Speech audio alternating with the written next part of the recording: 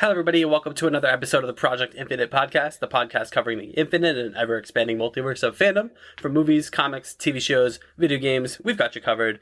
I'm Rob. I'm here, as always, with Court. And, Court, we're gonna do a gaming thing today. Yeah, we are. So the Game Awards just happened, and lots of good reveals, lots of great reveals, lots of praise for some narrative storytelling, and just some great overall games. So super excited to talk about one of the pillars of this podcast that we really haven't dove too deep into. It's our first gaming episode since the Guardians of the Galaxy episode. Yeah, so I'm really excited just to talk about gaming as a whole. And much like we do our award shows, we've made another award show. We've made our own game awards. Yeah. So looking to have a little bit of fun with that. Yeah. Pick your brain a little bit. Yeah. Can't wait to talk about that. Before that, though, we don't have a ton of news this week. Just the one big thing was we finally got the Across the Spider-Verse trailer earlier today, and it looks like it's definitely going to be bigger in scope than the first movie, but also seems to be keeping in line with like what really honestly drove that first Into the Spider-Verse movie was like the heart and soul of it, which was the dynamic surrounding Miles Morales and his family, which seems to be a big part of this movie. Right, not only his real family, but his spider family as well. And I love that they keep the relationship strong. Obviously, his relationship with Gwen is probably going to evolve in this movie. And also his relationship with his parents, too, because it's something that was an interesting dynamic, especially through his father, played by Brian Tyree Henry. I really like that relationship because it's complicated. It's not too simple. I mean, Miles had a lot of times where he looked up to his uncle a lot, where he had his father right there that whole time. So a lot of lessons that he learned kind of, after the tragic death of his uncle, gets a really interesting dynamic. But this trailer starts surprisingly emotionally resonant and soft, and I wasn't expecting it, but after I was watching, I was just like, this is what makes this great. Like you said, like this is what truthfully makes this really well done. Yeah, I totally agree. I was both surprised and not surprised at the tone of the trailer because, like I said, as bombastic as the first film is, it really is just a coming-of-age story of Miles Morales and how he gets along with his family and his developing powers, as well as him just developing as a person. Like, he learns a ton from so many different characters throughout that first movie. So I'm not surprised that they kind of wanted to remind us of like the tone of Into the Spider-Verse. Like, yes, there's this bombastic setting. Yes, there's all these cool things and Easter eggs that you're gonna recognize. But at the end of the day, like, we're trying to tell you a story about this kid and him coming into his own. As we saw in Into the Spider-Verse, he ascends to heroism, and now we're gonna see the ascension of that, where he really comes into his own as a hero. And on top of that, we got to look at Miguel O'Hara, a little bit of that. Unmasked, voiced by Oscar Isaac, who appears to, at first, apparently be the antagonist, not the villain of the movie, but certainly antagonist of the movie, who kind of is on some sort of mission. Right. Yeah. And I know Gwen throws out that line at the end that she thought we were she says, I thought we were the heroes. So I think the lines are going to be a little bit blurred as well. We also see Issa Rae's Spider-Woman, which is going to be, pregnant Spider-Woman I just saw, which is kind of cool. I think there's a run in the comics where I don't know if it's like Danny Rand. I think it's somebody else that takes care of her kid and like to develop a relationship based off that, but she looks really good. Issa Rae's a phenomenal actress, and I think this dive into voice acting is going to be, I think, just the perfect route for her to go. And then we saw a couple other Spider-Man. One to note, we saw the PS4 Spider-Man. Yep, Insomniac Spider-Man. Saw walking and talking, doing a walk and talk. I wonder if there's going to be kind of more for him to do in this one. We saw the advanced suit in the little chamber of suits in the last movie. So I wonder if they are going to use Yuri Lowenthal at all. I think it's a miss if they don't use Yuri Lowenthal. I mean, he voices Spider-Man in The Midnight Suns. I think he's like, again, like you talked about, I don't think anybody's ever going to touch Kevin Costner. That's just the bar. Kevin Conroy. Kevin Conroy. And Kevin Costner. And Kevin Costner. Yes, Kevin Conroy. I don't think anybody's going to come close to that. But Yuri Lowenthal, especially after Spider-Man 2 comes out this year or next year, I do think that he might be making a case of being, you know, the voice of Spider-Man, period, in animation, which Certainly would be seems pretty that way. cool. So I want to see how far he's going to kind of take that. I think we saw Spider-Punk in there, voiced by Daniel Kaluuya. I think we saw like the Spider-Man where he didn't have his suit that one time, so he uses the Fantastic Four suit. The bombastic Batman. Yep, there you go. Superior Spider-Man. Superior Spider-Man's in there. I just kind of like, this is a trailer you can watch over and over, and you'll probably catch a new Spider-Man every Perfect for a time. YouTube video. Oh my gosh, yeah, I know New Rockstars is probably having a field day. Perfect right for a now. YouTube video. Perfect for a TikTok. You can freeze frame things and circle things and do all sorts of arrows. Right. But again, that's not ultimately what the important part is of this movie and what made the first movie so great. Like, yeah, it was cool seeing, you know, Spider-Gwen and Spider-Man Noir and all that was really cool, but at the end of the day, this is a story about Miles Morales. Yep. And I think, you know, this movie's going to succeed in droves. It's already been confirmed that it's going to be a two-parter, so this first part is going to drop June 2nd of next year, and I'm really looking forward to it. Yeah, It's me one too. of my most anticipated movies of 2023 already. Yep. So This is probably, it's probably a tie between this and The Incredibles. It's my favorite animated movie of all time, so I really can't wait to kind of dive into this world and dive across the Spider-Verse, see all these different types of Spider-Men, but Spider-Men and women. But at the end of the day, I think, like you said, the most important thing is the heart and soul that this movie carries, and kind of these lessons that it kind of teaches you and heralds you to, you know, hold to yourself. So I think I'm looking at a very, you know, emotional movie, but also a very important movie. agreed. Totally agreed. And then, honestly, it's just a bunch of the stuff that was announced at the Game Awards. Right. So, Game Awards did kick off. It was the first time that they've done it in person since, obviously, before the pandemic. So, Jeff Keighley, ever the showman, just brought out all the big guns. Brought out Al Pacino. I brought out Al Pacino, brought out Daniel Craig was there.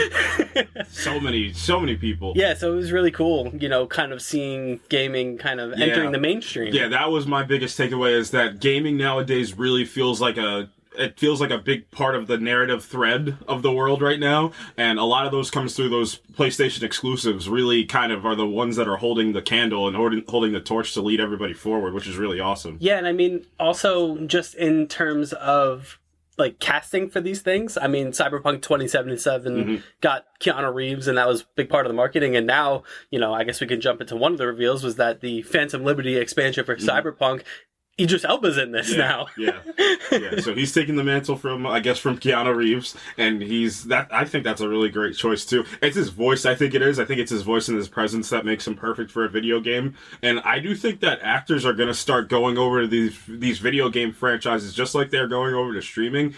These video game franchises, I think they're going to start realizing, not only are, like, you know, solid money grabbers, but I think these are like career, like, you know, catapults, because what you're taking is like 40 to 60 to 80 hours of gameplay and these people that play these games can fall in love with you over again by playing this iconic character, just much like they did in the movies before. Yeah, I mean, I think kind of the poster child for that right now is Christopher Judge, who plays Kratos in God of War 2018 and God of War Ragnarok.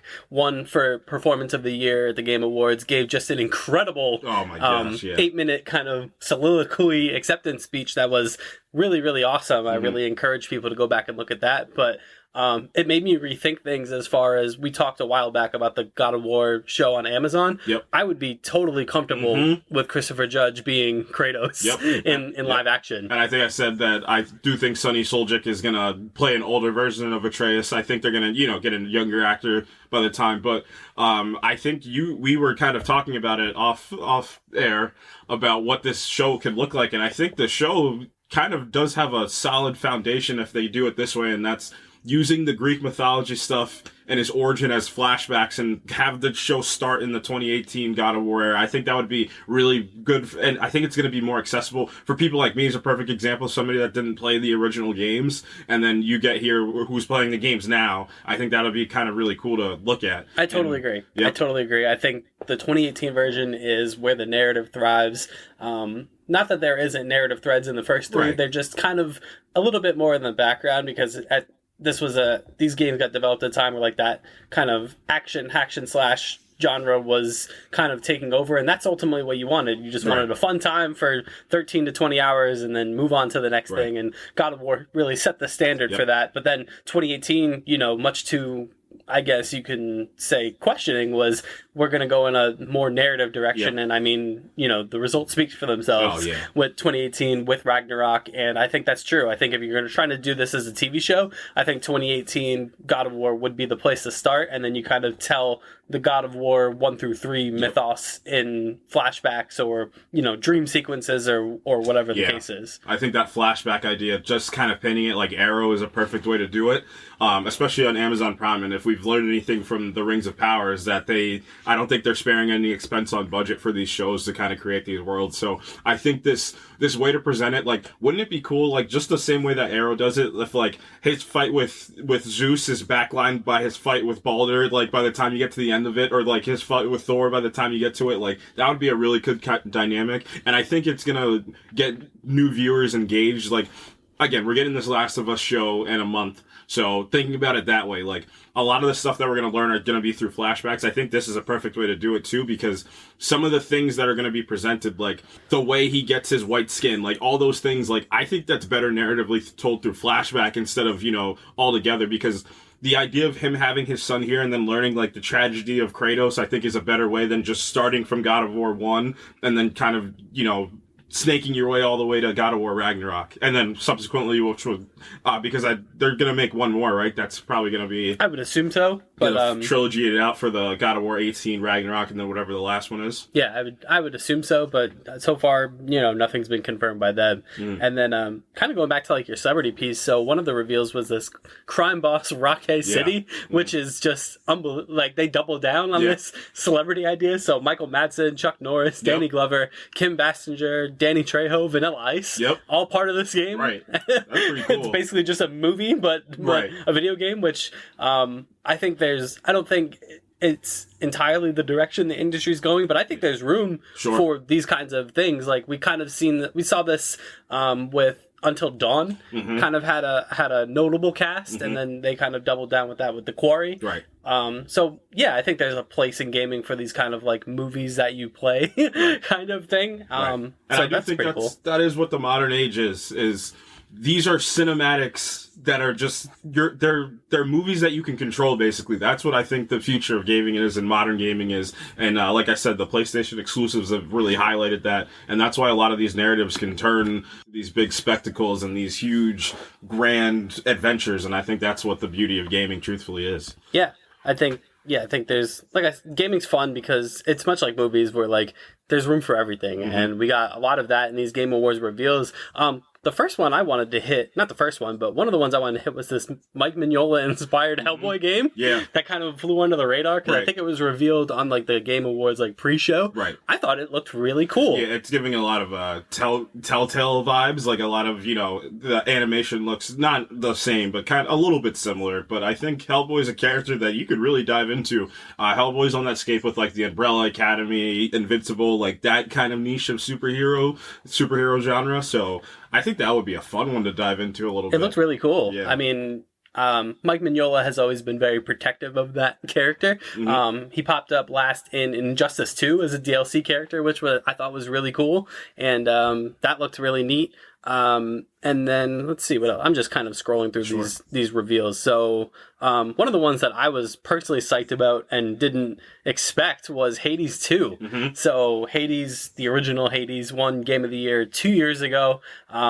Really impressive looking art style, really great voice acting, really cool lore behind the game, and the studio that develops it does not typically develop sequels. So a lot of people were like, is this Hades 2? Is this a new kind of roguelite? What is this? And then it was revealed that it was Hades 2. I guess it's going to feature, it appears Zagreus, who is the protagonist of the first one. This appears to be following his sister, which, I think if they're going to go back to the formula and put a new twist on it, I think that's really awesome. Definitely one of my favorite reveals at the Game Awards was for Hades 2. So, if you're into kind of like that live, die, repeat kind of formula that, has been around for a while, but the first Hades really popularized, I would definitely keep Hades 2 on the radar, because I mean, just the art style kind of sells it by itself. Right. So that really looked amazing.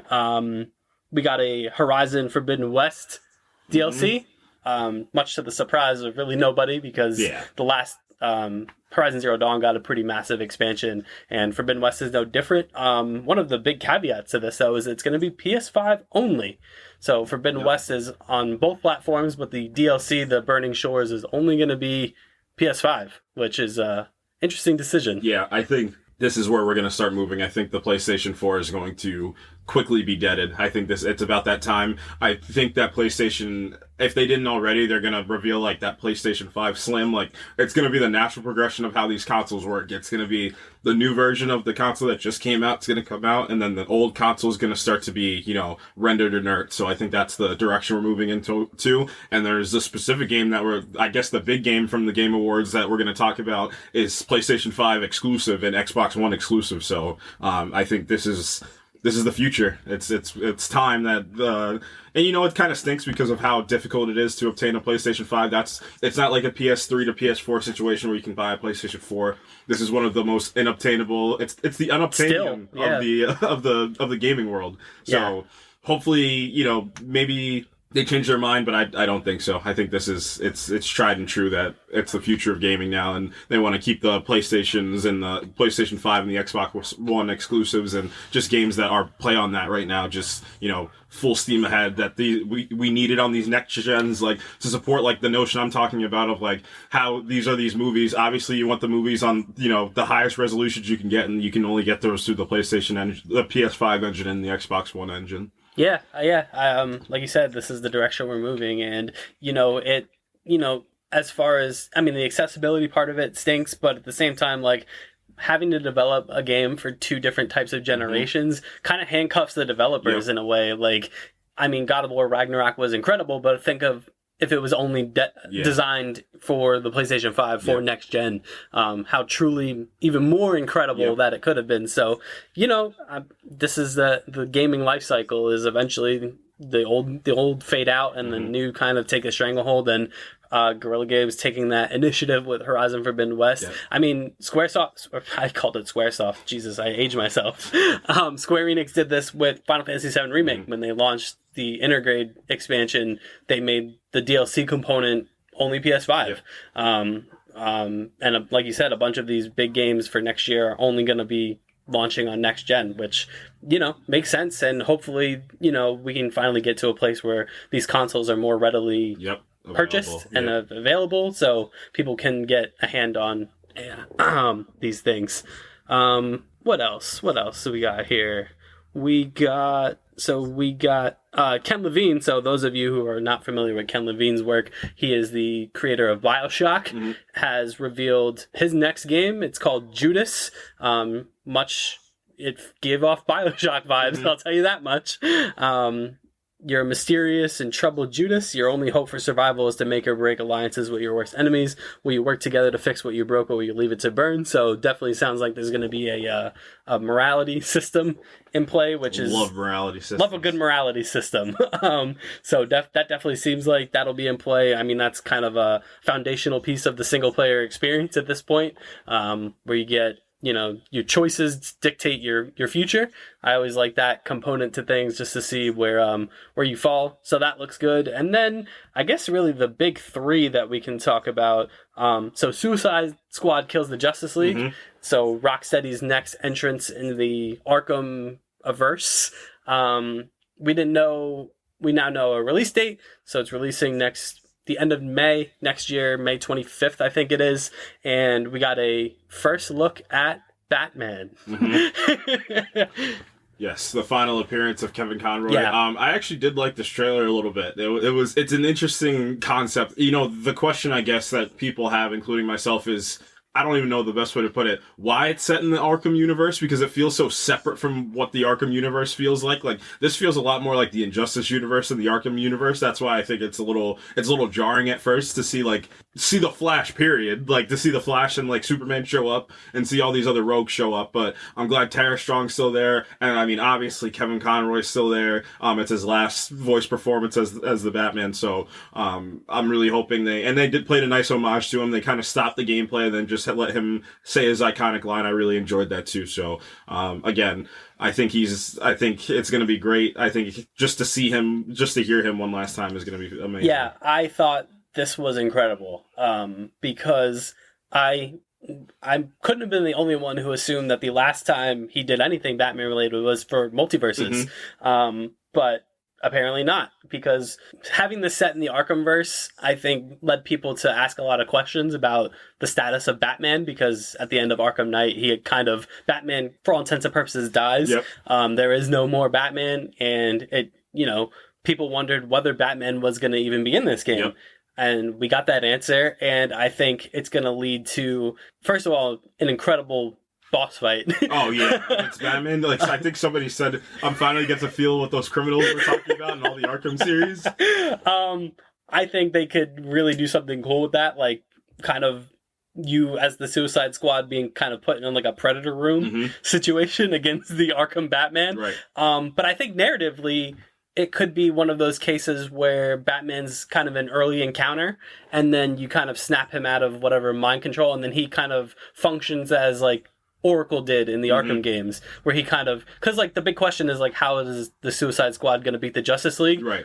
What better way to do that than have Batman be your intel guy on how to take these guys down? I definitely think they're going to include elements of Tower and Babel, and like there's an incredible piece that Kevin Conroy does where he talks about systematically dismantling the entire Justice League. Like, I hope he kind of maybe gets to recreate that in this game if that theory is correct. I think that would be really cool. Yeah, I mean, that's the first thing I kind of thought of. Like, that makes perfect narrative sense. Like, Batman would be the one that would be able to kind of like steer these criminals and characters in the direction of not killing the Justice League, because I don't think that's ultimately what's going to happen. I think, but like subduing them one by one. I mean, I feel like it feels like it's going to culminate in like a showdown with Superman. Feels like a natural, or Brainiac, or however this is the mind control goes about. So, but I think it's just so cool that we didn't know about this, right? And it got revealed to us that Kevin Conroy, this will be his swan song. We talked about it when we did the episode on Kevin Conroy, that for a big group of people, the Arkham version of his Batman is how people know him, right? And I think it's really cool that his last performance gets to be in one of the mediums that he's most famous for, in this Arkham version. Agreed. And I mean, that game just looks like it's going to be fun as hell. Right. I think that's it. I think that's just going to be like a fun Elseworld game, which is, I mean, not technically Elseworld if it's in the Arkham universe. So, just like a fun kind of raunchy type of suit, like James Gunn's The Suicide Squad, like something that's just off the rails fun. I think would be kind of a really cool concept. Yeah. The second big reveal was actually the reveal we got at the end of the Game Awards, and that was for Final Fantasy 16. That game looks incredible. Oh my god. Good lord. Yeah. Man, and this is one of those games that is going to be next gen only. It's going to release, June is just going to be an insane month for gaming. So another game June in general is wild. Yeah, June 22nd for Final Fantasy 16. It looks very much like the old school Final Fantasy games, that sword and sorcery, that Game of Thrones kind of vibe. There's giant summon battles, like Kaiju scale summon fights that you can take part of. It's a more mature Final Fantasy than we've typically gotten. It is rated M, which is an interesting choice. Only a handful of Final Fantasy games have ever been rated mature. They've all been... This is the first mainline Final Fantasy that's been rated M. So Final Fantasy Type 0 was rated M, and Strangers of Paradise Final Fantasy Origin was also rated M. So it's interesting that a mainline Final Fantasy game will be for mature audiences. Definitely leans for them to tackle a darker tone. And, I just think this world is going to be... It's impressive to look at already. Yep. So I can't imagine how it's going to be to actually play it. The combat is fast. It is visceral. And this is just another one of those feels like must-plays for 2023. So I can't wait for that. Yeah. And then the last one that we were going to talk about is the sequel to Jedi Fallen Order. So Jedi Survivor has been unveiled, and I know it got a release date, right? Yes, March 17th. There you So go. the rumored date was March 15th, just pushed it back 2 days. But you know how gaming works. But you're basically going to play it on March 16th. And I was really impressed. Oh, impressed, I think, for me is an understatement. This is by far, you know what, this is definitely my second most anticipated game behind Spider-Man for next year. I have such an affinity for the first Jedi Fallen Order. I think that game is incredible. And it's funny because as cool as it is to be a Jedi, like this idea that I talk about with the movies all the time, like I think we need a Jedi that's not named Skywalker that this new generation can grow up with. I think Cal Kestis did that a lot in the gaming world too. After you have like somebody that's overpowered as Star Killer, and then you get to somebody like Cal Kestis, which is just like, he's not some, grand Jedi Master Jedi. He's a kid. Like, he's a kid that got thrown into like the worst situation anybody does. That game probably presents Order 66 in one of the best ways I've seen in the Star Wars universe too. Like, it's jarring, it's fearful. You feel like that youthful on the run feel mentality, and it's just really well crafted. And the lightsaber combat in that game is incredible. We just haven't felt that in a while, because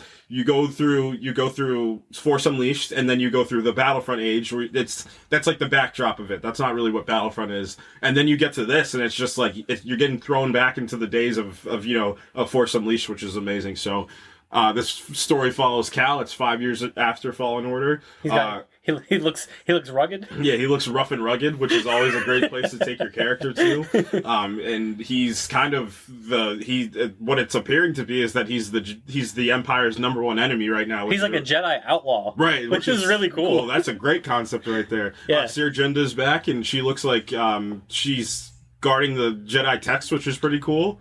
And yeah, the main piece of this game is that there is somebody in a Bacta tank that's been. We don't know how long this person's been in there, but apparently this person wants revenge. An evil Jedi, perhaps. And I guess the prevailing theory that I'm 100% I think it's going to be is this character's from the High Republic age.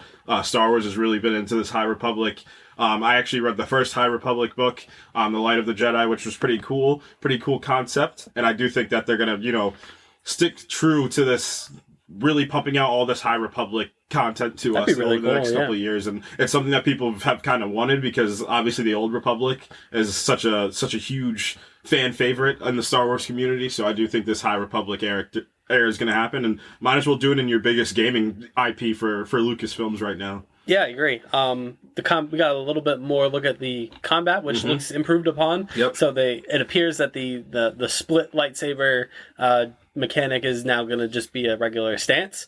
Yep. So I wonder if this is going to take... Obviously, the first game took a lot from the Soulsborne games, and I wonder if this one is going to borrow a little bit from another popular PlayStation IP in Ghost of Tsushima. Yeah, I was thinking about that. Yep. Kind of, you have these three main stances of like single lightsaber, double bladed lightsaber, and like split lightsaber, right. And I wonder if they're going to let for like kind of strategic implementation of those stances. Because I think that would be really cool. I think that's a really great concept. Because I think with gaming sequels, your biggest challenge is always, how do you improve upon your original formula? I mean, that was the big question with God of War Ragnarok. How do you improve upon a Game of the Year winner already? Yeah. And I think Ragnarok did that as it pertains to not just the narrative and everything, but the core gameplay. You have to make it feel familiar but different. Mm-hmm. So I think going in that direction with Jedi Survivor would be a great kind of idea. Yeah, agreed. That combat just looks super smooth. The world feels much more expansive. I do think we're going to go to more planets this time. We're going to double down on like all the things that made I think I told you this like when we first played the game. Like this game, like I don't think people understand. Like this game is great because of what the potential holds for sequels of this game. I think that's the truthful greatness of this game. Like they just needed to get the. They just needed to get the combat right and get like a structure for what like the new age of Star Wars games can feel like. Because like I said, give us a Jedi. Just give us a Jedi where we can do stuff with that and get force powers and use a lightsaber. The added bonus was I just never in a million years thought the story would be the way we got it. And I was just like, this is one of the most emotionally gut-wrenching Star Wars stories that we've gotten, period. And I think this game's going to go even farther into it as well. I know Cameron Monaghan was talking about this game. He says he's played it, and he said that he said this is the best Star Wars game ever. He thinks this is the best thing we've ever gotten through this, and he said that's saying something there. And timing is something to end this piece.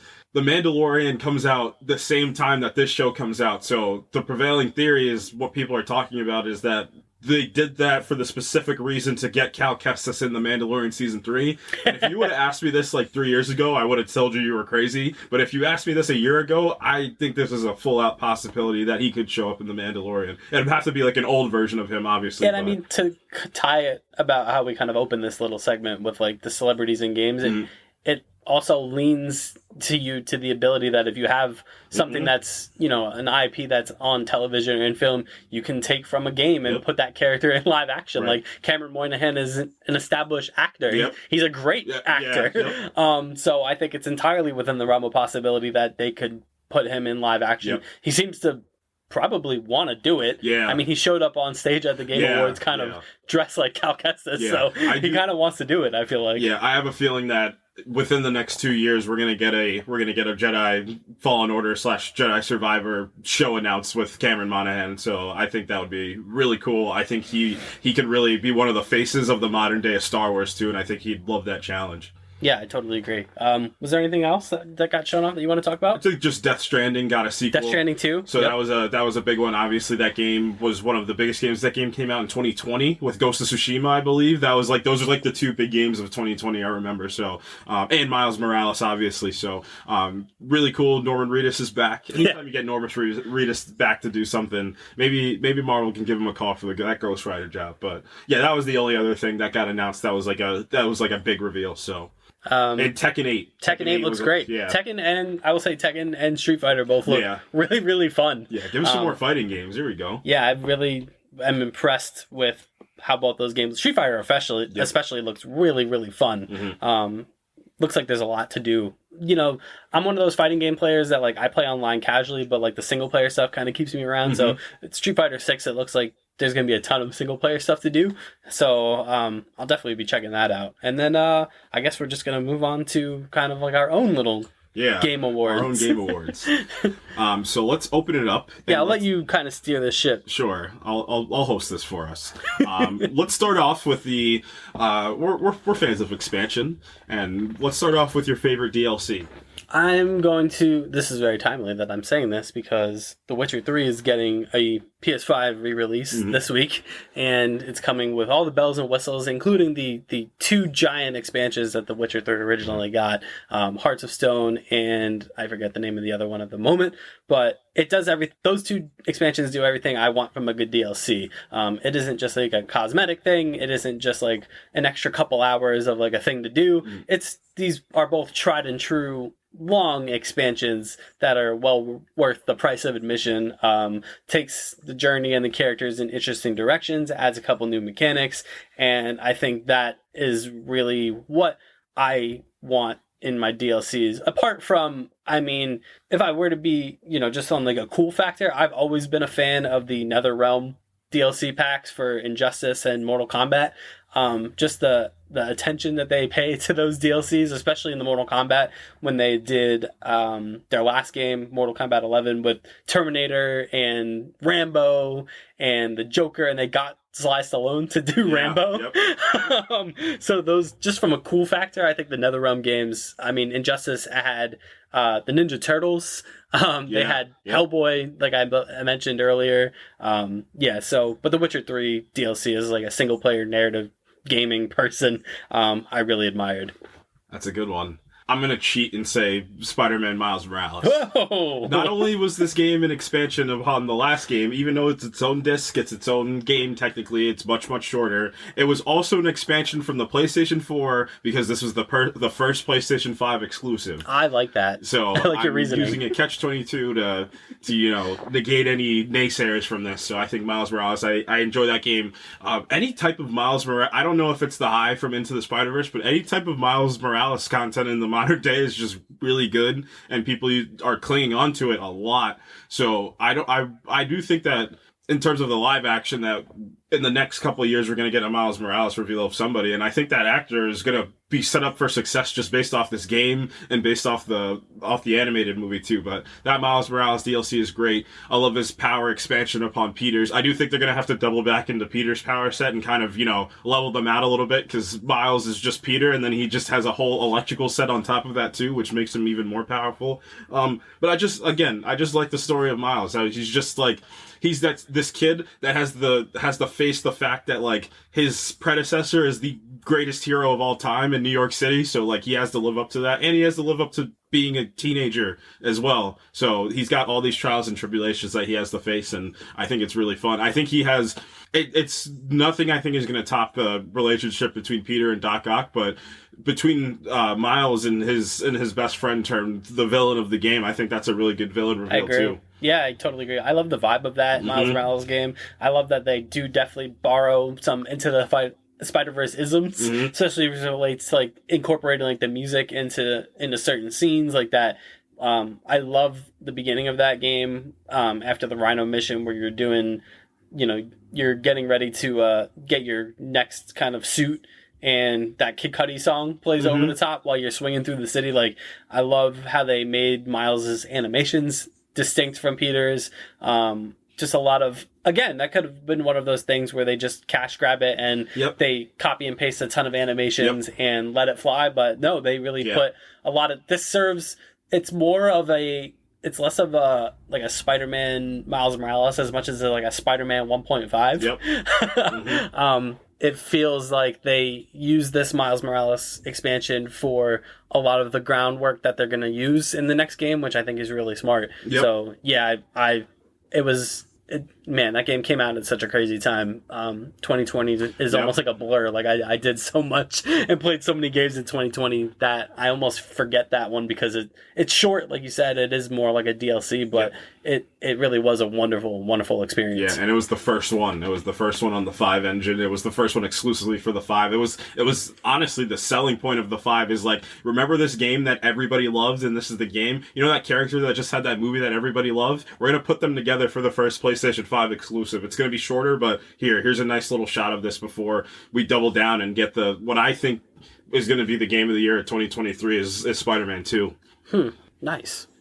Big call. Right. Big call. So let us go to your favorite weapon. What's your favorite weapon that you've used in a video game? Man, that's tough. I'm going to say the Blades of Chaos from God of War. Sure. They're fun. They're fun to swing around in the original games. Obtaining them in God of War 2018, reobtaining them in God of War 2018 is a transformational story moment in the history of video games. When he goes back home because Kratos goes to hell, or he has to go to hell to save his son. But the caveat of hell in Norse mythology is that is a place of unyielding cold. So the Leviathan axe is obviously a weapon based around ice, so he can't use that. So he has this realization that he has to unbury his demons of his past, pull out the Blades of Chaos. He has this big moment with Athena, the ghost of Athena, who tells him no matter where he goes, no matter what he does, he can try to be a father, he can try to be a friend, but he will always be a monster. And then he acknowledges that, but he says, I will be your monster no longer. And then you get the Blades of Chaos. There's no real tutorial. It's like, you know what these are. I like that. You know what to do. All the familiar old school God of War combos are already built into the game. It's a cool looking weapon, just base brass tacks, just two big blades that are on the end of chains that you're just swinging around.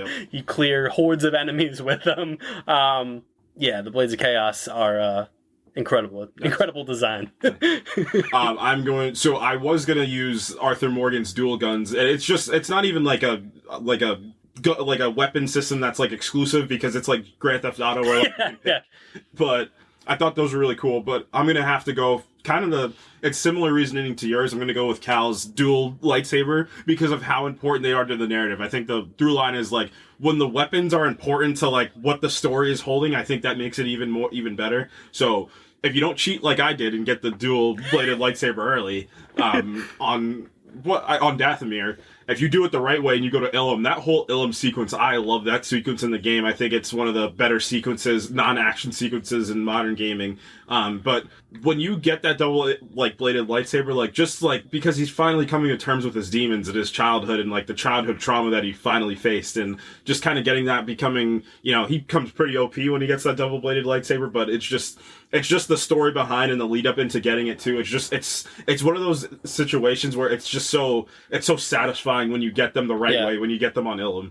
Yeah, and I mean, for a child of the prequels like I am, it's just cool to have a double-bladed lightsaber. Yeah. Like, you always wanted one. Like, you saw Darth Maul for the first time, you're like, I need that. And then you get one in Fallen Order, and you're like, yes. Yes, nice. So yeah, that's cool. That's a good choice. All right, let's go to your favorite sports game of all time. Man, this was tough. Honestly, I told you what I was going to say, but I think I'm going to change my mind because, again, I'm aging myself here, but before 2K had a stranglehold in the NBA, they were also legitimate rivals to Madden in the football realm, and NFL 2K5 with Terrell Owens on the cover is maybe to this day still my favorite sports game. Nice. It captured the feel of football. It had ESPN integration. They had Chris Berman doing Sports Center segments. They showed, I thought that was really they cool. were showing highlights of computer simulated games. That's still the gold standard of video games. It's a shame that EA monopolized football because I think Madden has been the worst for it. I mean, NBA 2K is consistently good, consistently great. I think the I forget which one it was. The first time Jordan was on the cover, where they had like the Jordan Challenge thing. I'm getting there. That was a great one. But NFL 2K5 was tremendous, and in my mind has still yet to be eclipsed, even with all the bells and whistles of next generation technology. I don't think EA has quite cracked the code that made 2K so great. Sure. You kind of stole mine with NBA 2K11. That game is when I first got my PlayStation 3. That was like one of the first sports games that I had. And that game changed what 2K was for the better. The whole My Career system is essentially like the ones where the girlfriends can't get their boyfriends to get off the game and they're playing 2K. Like the whole My Career system incepted, like the future of it incepted from 2K11. So you have this idea of like you're taking this guy and it's like you've done it in sports games before, cool, but this one is like an actual like story of this guy that's going through the combine and going through the draft and going through NBA seasons. Like I think that's pretty cool. The Jordan challenges on top of that, and just the customization system and like the kind of, you know, way you can make your player your own. You can give them whatever shoes you want. Presentation too. It was different. It was much different from what came before it. So I think 2K11. And then my dark horse is MLB The Show 20. Again, another in the same realm. MLB The Show 20 kind of changed the way that the MLB system had. Same thing in terms of the Miles Morales thinking of 2020. So you start 2020. I got so many friends playing MLB The Show because we were all sitting at home playing baseball. My love for baseball definitely grew a whole lot. Just like card collecting with these old players. I do think that MLB The Show does the best in terms of retro card collecting because you're using these cards. Like that Ultimate Team kind of thing. In my opinion, they have the best Ultimate Team because of the way it's like they ingrain it into baseball history. Like it's truthfully like people that actually care about baseball will make this game. Versus like Madden is like transaction based. 2K, obviously the My Career is the sell point for that, but I think this game is like the best in terms of like having these old players like on your team with these new players. I really it's a game built for baseball fans first and foremost, and I think that's super important when you do sports games. I think NBA 2K kind of has that too. Like I said, that presentation element of having like Shaquille O'Neal and Ernie Johnson and like the revolving commentary teams. It makes a virtual world feel alive that a sports game really needs to thrive. Yep. All right, let's transition into what's your best sequel to a game? I'm gonna say Devil May Cry 3. Okay. I think is the shining star of that franchise. The first two are pretty good. They're pretty linear. 3 starts to open up and more. It gets the introduction of one of the coolest characters in video game history. It gives you Virgil. So That game is really great from start to finish. Honorable mention to Horizon Forbidden West, which I think is outstanding. The curse of Horizon continues, where they release a really great game in a year that is absolutely stacked. Yep. So it kind of flies under the radar. Sure. I mean, Forbidden West was up against Elden Ring and Ragnarok for many, many awards at the Game Awards. So Horizon Forbidden West, it feels like a distant memory now to me because I played it so intensely when it came out. But now that I'm talking about it, I'm going to switch my answer. I'm going to say Horizon Forbidden West. Okay, I'll take it. Expansive. The world expands, does so many cool things. Going to the ruins of Las Vegas for the first time in Forbidden West is really, really crazy. It's a really crazy sequence that ends in stunning fashion when you see the holographic Vegas kind of get recreated.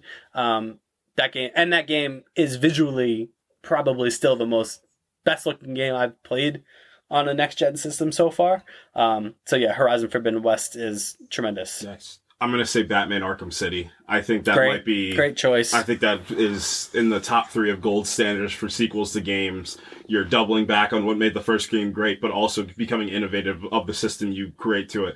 And I think that narrative is incredible. And in a game series that's so heralded, that's the best game in the series that's heralded usually takes that crown.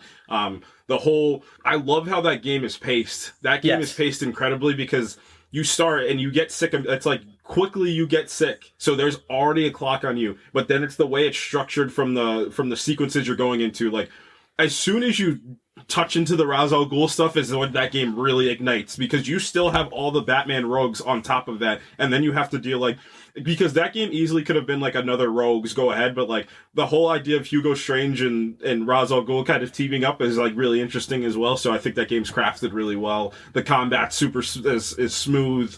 And it just feels so expansive because like the level design is expansive. It's not just like you're not just in Arkham City the whole time. I mean you technically are, but it's not that simple because it is like a mind game that's being played with you the entire time. So I think Arkham City is one of the greatest sequels. That Mr. Freeze boss fight too. How it makes you use all your tools because he adapts. Like that's peak boss fight. Yeah, right. In any game. Right. All right, let us transition into what is your favorite open world? I think that's a nice transition. That's a great question. I love the open world of Red Dead 2.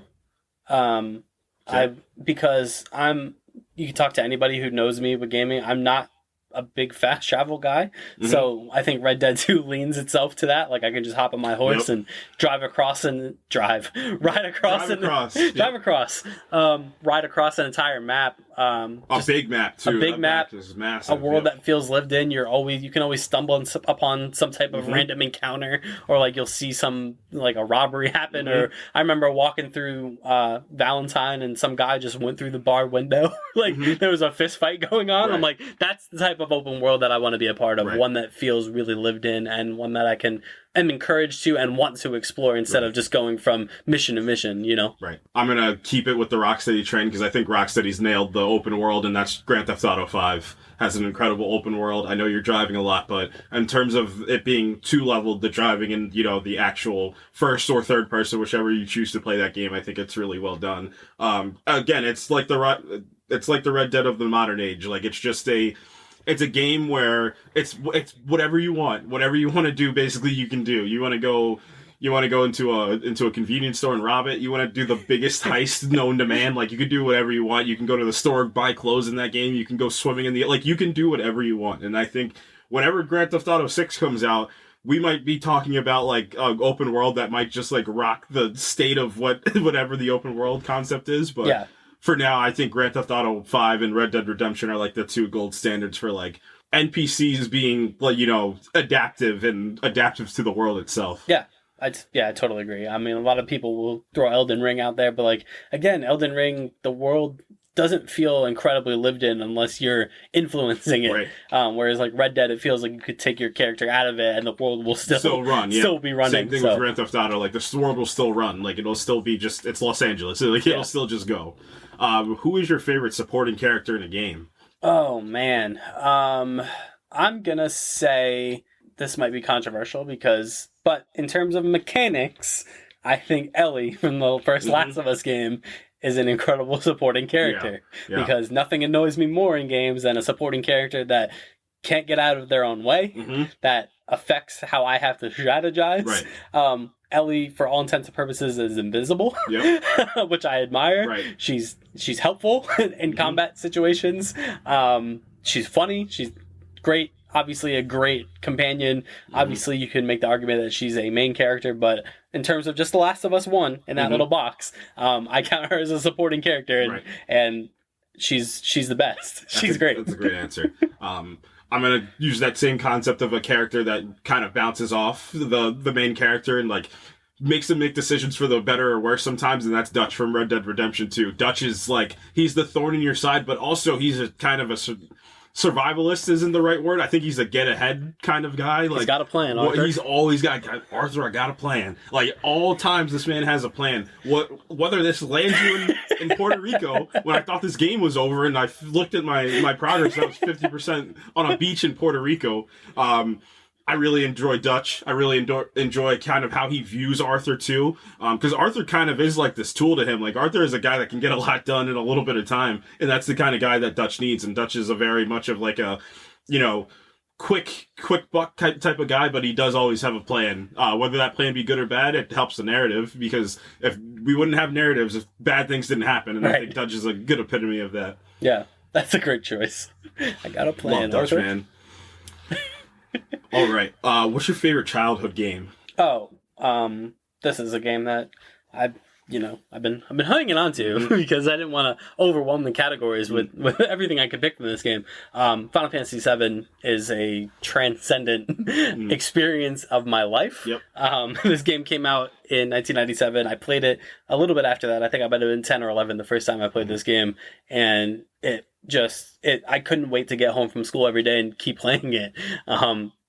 It's a story and a system that I had no right to be as attached to when I was that young, especially as I got older, playing it and then playing it over and over again and picking something up different every time that I definitely flew way over my head when I was younger, but just the world, the characters, something about it just attached me to it, and it's my favorite game of all time. It's the reason I want to be a storyteller. It means that much to me, and that's an experience I can never, will never, would never want to forget.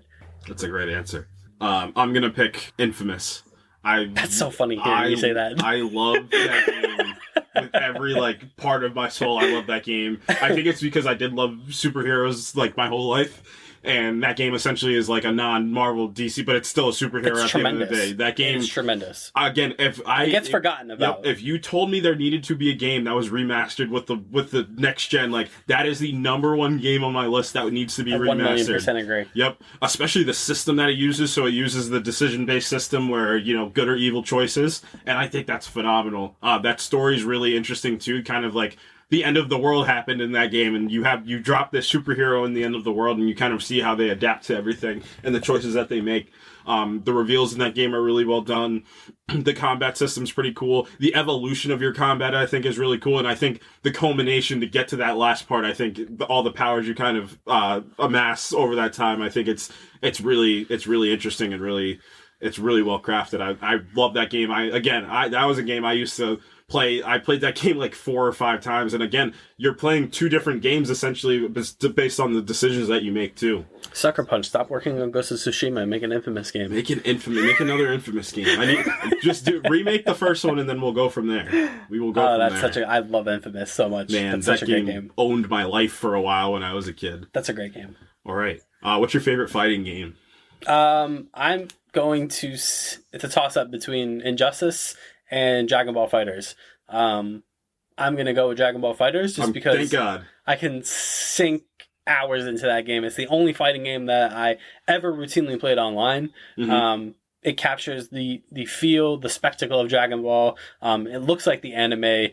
It's one of the best fighting games I have ever played because there's so many fighting games I play that I just can't maintain.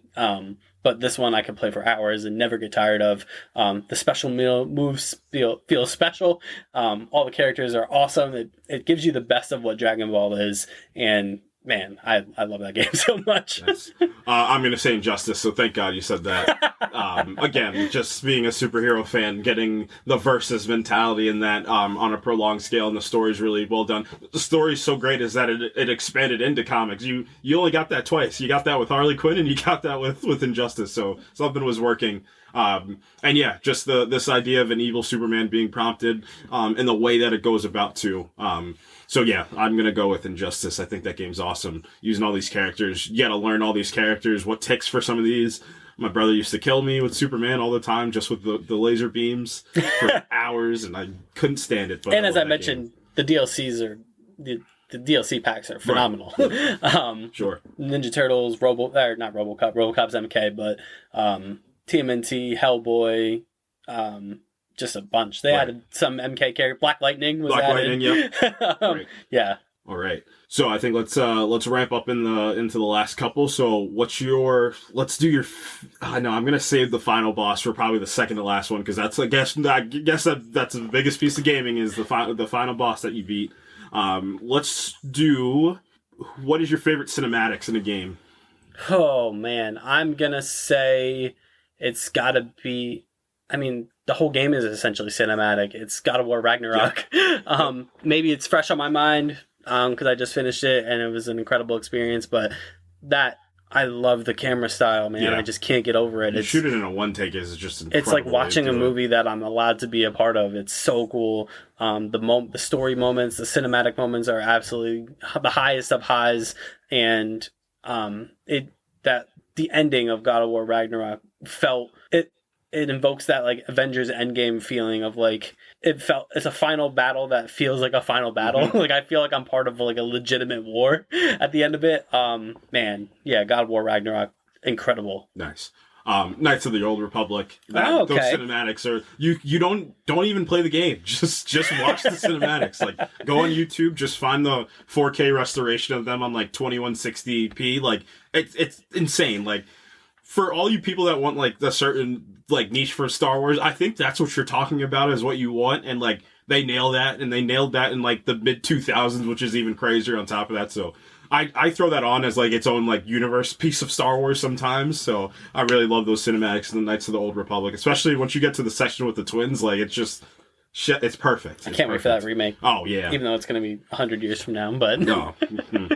At least we got Cal Kestis for a little bit, and then Star Wars Eclipse, which is like Cyberpunk but Star Wars. We have no idea what that is. Who knows? Who's the judge? What do you think is the best score best music and best score in a video game? It's Final Fantasy VII, bro. It just is. These big categories, I'm gonna lean back on this game a ton because that's what makes it such a transcendent experience. I mean, the music is part of the story. I mean, there's so many musical moments that wouldn't feel. There's so many moments that wouldn't feel as special without the music.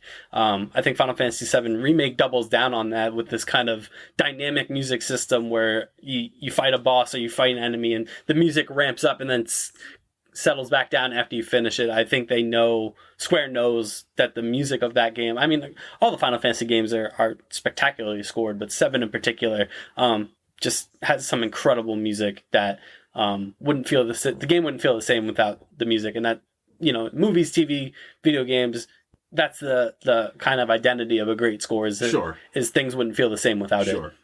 I'm gonna say The Last of Us. I knew you were gonna say The Last of Us.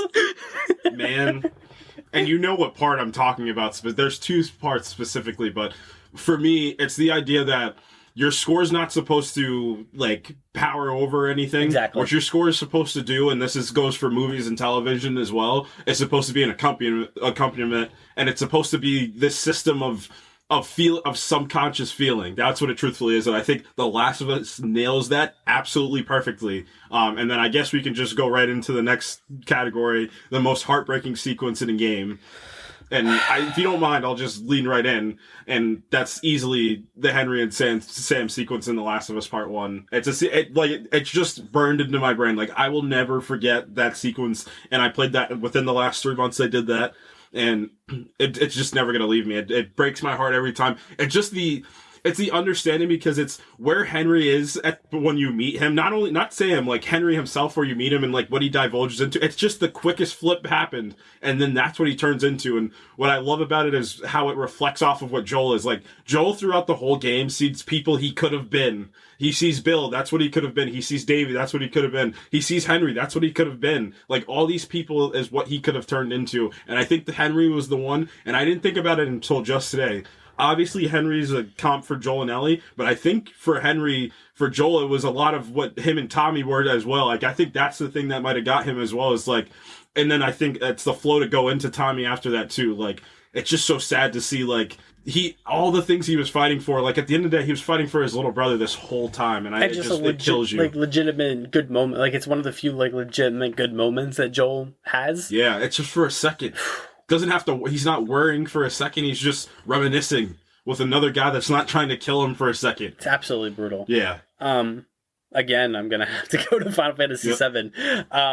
So this is a spoiler for anybody who hasn't played the original game, but the death of Aerith in the original Final Fantasy VII should not make you feel heartbroken considering the graphics of the time, but it's just something that you never saw in an RPG like this, where like a party member that you've been with for 13 to 15 hours, probably like the character with the least amount of baggage. She's this character that is just magnanimous, this kind of beacon of light, and just boom, in an instant, she's taken away by the villain, and there's no magic resurrections. Like Thanos says, no resurrections this time. And you just have to live with that hole in your party and your story for the next 30 some odd hours. And again, it goes back to the music piece. If you've never heard that theme in your life, I suggest you find it on YouTube or on your Spotify's, your Apple Music's, because it's just soft piano, and it's just this heartbreaking moment that you can't do anything to stop. It propels the story forward in so many different ways. Final Fantasy VII is not a story of good versus evil. It's a story of tragedy and overcoming mental illness, and overcoming loss. And that moment, still, I mean, people who have played that game for the first time will still come to me and say that was the saddest thing I've ever seen or felt in a video game. So yeah, the death of Aerith in Final Fantasy VII is just soul crushing, even 30 some odd years later. Sure. And I think we can quick shot these last five. There's five specific ones that I really want to get into. But what's your most underrated game of all time, or recent all time, whenever? Oh boy, underrated, huh? Wow. I think. Wow, that's tough. You go first while I think about this. I'm going to do Guardians of the Galaxy. Dang it! That's a perfect one. Son of a gun. All right, yeah, I'm agreeing. And just keep this quick. It's the only reason why it's so underrated is because of the Avengers game. That's the specific reason. Yeah, and I'm agreeing with that. You want to talk about like narratives that you just didn't believe just came out? That game is just narratively amazing, and it's like picking up like a Marvel comic, like modern age, and like what you would read, and like that game got such an incredible flow. But the characters and the voice acting are real, and we talked about it, I think relatively, nobody like massive in the gaming community or in the real in the real world, but. Man, that game is it was such a fun play. Like, you feel like you're the Guardians of the Galaxy. It's Star-Lord focus, which makes sense. Like, he's the main character of this, and it's just like an incredible flow. I really, really enjoyed that game. Again, some of the best things in life are the unexpected things, and I think the Guardians of the Galaxy is the epitome of that. That's such a good pick. Yeah, I'm agreeing with that. Duh. I can't believe I didn't even think of that. Yeah. Underrated. Nails it. Yep. Perfect. Nails it. Yep. Jeez. All right, and let's go to the best action sequence in a game, or your favorite action sequence. I'm gonna go with the plane sequence in Uncharted. Okay, Uncharted 4. It's so good. It's so good that they adapted it to the movie. True. Tumbling out of the plane, jumping across the crates. I mean, the Uncharted series as a whole is just a beacon of action sequence. It's playing action sequences essentially. They're so good. Nathan Drake is so Indiana Jones. That it hurts, and those action sequences you could insert them right into an Indiana Jones movie. All right. What's yours? That's tough. I'm gonna go with the Red Dead bank heist. That's good. Right at the end of the first half of the game, because I thought the game was over after this, and then I had to play another. I had to do another 50% of the game. But that sequence is awesome. That sequence is prolonged. You're losing people as the sequence is going on too. Like, you really feel like the weight of what you're truthfully doing. Like, I love the prelude to it. Like, you guys are all walking up, like Josiah, like everybody's there, and like you're walking up, and it's this Top Gun thing. You know what the mission is. I know how this mission's supposed to go, and it goes completely off the rails. I love when they do that. So I think that sequence is really well done. All right, what's the most jaw-dropping moment in a game that you had? Oh man, I mean, it's super recent. I don't even know if I should. I don't even know if I should say it because I don't want to spoil it for you. It's in God of War Ragnarok, though. I don't want to spoil it. But people who know. Does he know? I don't want to spoil it for you because you haven't played it yet. But it's the most recent time I can remember where I was like, definitely didn't see it coming. Caught me totally by surprise. Even giving you this prelude won't let you know what it is. So yeah, I'm gonna reserve my moment for a redacted moment from God of War Ragnarok. Okay. I'll take that. I'm gonna go with going back to Infamous when you find out that Cole actually is Kessler. I think that's one of that crazy moment. Yeah. Excuse me. Yeah. He came back from the future and he's him. Like that he's him. Metaphorically, metaphysically, he's him. But it's the Flash Season 3 way to do it. Like, your future villain is actually your main character. Makes it emotionally much more gut-wrenching, a lot more tough to beat of a final boss because you're essentially killing yourself in the end. Like, it's a reflection piece. Again, that's usually when you have the main character be the main villain as well. It's a reflection of what could have been and what could happen and how to prevent it too. So that one really shook me as a kid. So I'll definitely pick that one. All right. Who is your favorite character in a video game? And if I'm not looking at about 7 different iterations of him to my left, I'm going to be disappointed. It's Cloud. Yep. From Final Fantasy 7. What a surprise! Yeah, it's because Cloud is such an important character because he's not what you think he is. He's not the hero in the sense that he's just the guy who's the best at everything. He thinks he's the best at everything until his identity crisis is revealed and you realize that this entire time he's been built by trauma, and the persona that he plays is built upon by trauma. And then Final Fantasy VII is a journey to save the world, but it's also a journey of self-discovery. And that's the best part about that game is Cloud discovering his true self, rediscovering his true self after unpacking all his mental anguish and trauma that the main villain inflicts upon him. And he's the unlikely hero, whereas, it's apropos that Crisis Core Reunion comes out today, and that's the backstory of Cloud's best friend, Zack, who in any other Final Fantasy game would have been the hero. But, he's dealt with, and it falls upon Cloud's shoulders to be the hero, and that's his journey, and that's why ultimately reluctant heroes are the best kind of heroes. Joel is very much in that vein. I think Jin Sakai from Ghost of Tsushima falls into that category as well as these reluctant heroes. So Cloud, yeah, man, and is the one for me. Yep, you got mine right there. It's Joel Miller, and I don't even think I didn't even have to think hard about this one. He's one of the most emotionally resonant characters. It's to the point where when we would ever text about it, like, I would always joke about it, like, he killed the whole human race for that little girl. And, like, it put it into perspective of that interview that Troy Baker had when he talked about his son that he had. I was watching Brad play the game, and he talked about his daughter the whole time that he just had. My friend also, this is his favorite game of all time. He does have a young daughter. Like, it's funny that the thing that happens in the game, like, they're like, it's the same, like, that's your world, essentially. He did save the world. That's your world. I will save the world based off this. So Joel Miller, he's tough. He's rugged. He's like that main character archetype you want, but he like Cloud Strife, but it's the same. Like he does have so much trauma that he's dealt with in his whole life, but he's evolved and he's adapted based off that to become something truthfully great in terms of a character. Joel's tremendous. Your favorite this is the second to last one. Your final boss. What's the best final boss fight you've ever had? Man, that Odin fight in Ragnarok is really good, but It's Sephiroth. I'm gonna beat this Final Fantasy VII drum until I can't beat it anymore. By the time you get to Sephiroth at the end of Final Fantasy VII, you're ready to wring his long silver-haired neck.